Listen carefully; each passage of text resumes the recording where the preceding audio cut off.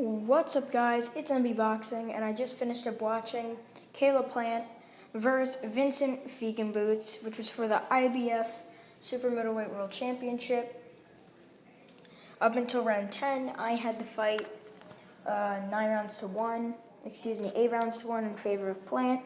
I only gave Feigenbutz round number 6 when he landed a couple of good shots in that flurry of his. And Caleb Plant, he did look very well, but I feel like he does need to step up the competition as he improves to 20-0 with 12 wins by knockout. He definitely needs to step up the competition, possibly facing someone that's in the top 10. I mean, I don't blame him for fighting Feigenbutz, as he is the mandatory, and he was sort of forced to fight him, or definitely forced to fight him. But next, he should definitely fight someone in the top 5 that's legit in the top 5. But more on Feigenbutz. Although he's a former champion, he's only 24 years old. I definitely think he needs to invest in some head movement or better footwork, because in that fight, he was just getting touched up by Plant. And yeah, he didn't move his head, didn't do any of that. And yeah, then referee stopped the fight. Caleb Plant, it's a great performance in front of his hometown fans. The crowd was cheering at any moment Plant would land something. He was landing that uppercut the whole fight.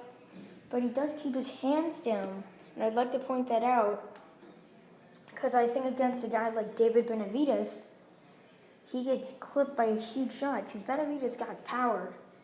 If he gets clipped by someone who's a legit super middleweight with good power and good skill, I think he could get knocked out. Like against David Benavidez, as I said before, or against Callum Smith. Callum Smith's got big hands. He's a good fighter. He's lanky. He's tall. He's a great fighter. I feel like he'll beat Caleb Plant as well, because they both have similar styles, but I think Callum Smith's just the more polished of the two. And Canelo Alvarez, I'm not sure, because he could get touched up the whole fight by Plant or any other of the super middleweight guys, and then Canelo could just knock him out. Canelo's got vicious power. He knocked out Kovalev, which is a light heavyweight, and he's knocked out a lot of other guys. He's just a great fighter, and he could fight well into the range of 168 or 160. I think he beats most guys at 160.